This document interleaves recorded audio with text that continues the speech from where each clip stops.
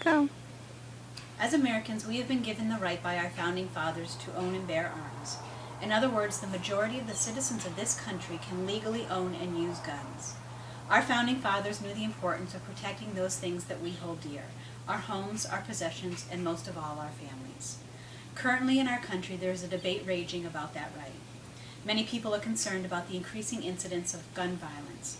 They feel the pain of those who have lost loved ones and want to do anything to prevent that from happening to someone else. But is taking guns away from everyone really going to make us safer? We have all seen the news reports about home invasions, shootings in malls and shopping centers and movie theaters, and of course the devastating accounts of innocent children being shot in their classrooms. Our first reaction is to want to rid our streets and our country of the guns that can be used to commit such atrocious acts. But we need to also look at a few other things as well. Yes, the statistics are grim. According to the FBI, in 2011, there were over 1,600,000 burglaries committed and almost 15,000 murders. Sobering numbers, but how many of these acts could have been prevented if the victims or witnesses or anyone had been armed and ready to defend innocent lives?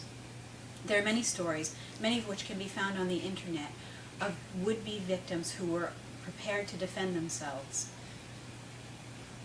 and ready to fight back. Their quick thinking and preparedness saved their lives and the lives of many others. We have the right to protect those that we love. We have the right to stand up to those that would do them harm. We of course have many options when faced with attack. We can call the police. They are there to protect us after all.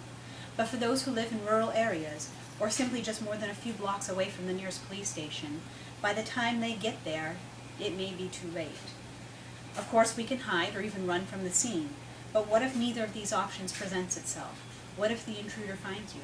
Then what do you do? We can be ready and willing to defend ourselves and those we love. One way to do this is to own and be trained to use a gun. This is a very serious decision and not one to be taken lightly, but one that can be very effective. According to Outdoor Life magazine, when there is an interaction between a criminal and an armed victim, shots were fired in 80% of the incidents. In these cases, the most common reaction from the attacker was to flee unless they were unable to physically do so. Even just coming face to face with an armed citizen, with an armed would-be victim, is often enough to make the assailant change their minds. And according to the National Center for Quality Analysis, since residents of Texas were given the right to carry concealed weapons, the crime rate there has plummeted.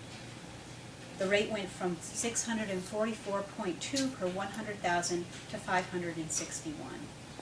John R. Lott, the author of More Guns, Less Crime, states that for each additional year that a concealed handgun law is in effect, the murder rate declines by 3% and robberies by over 2%.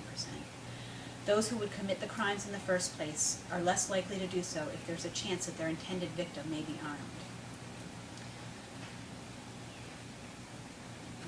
Another concern when there are guns involved is the chance that it will be used accidentally against someone we love.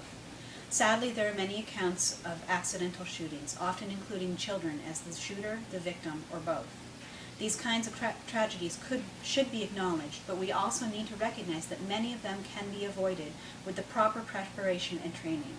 Many states have places to go to obtain training, not just in the actual shooting of the gun, but in things like keeping others safe in an emergency, how to determine how vulnerable your home is, how to choose the appropriate gun for you, storing weapons appropriately, and how to determine when it is necessary to use your weapon.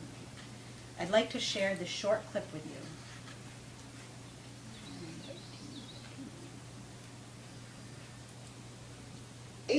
Brian, a terrifying situation for a woman trying to protect herself against a home invader. For more than 10 minutes, Donna Jackson was on the phone with the 911 operator saying she did not want to shoot the guy who was coming in her house. Can you put the back patio door again? Up again, leg it again. I don't want to have to kill this man, but I'll kill him if you're a dead man. I understand. All right. Finally, the man entered the home. The phone dropped, and then there was a single shot. Man, is your phone recording, sir? I shot him going out front. I hit him. God help me. Okay, stay on and kick out and then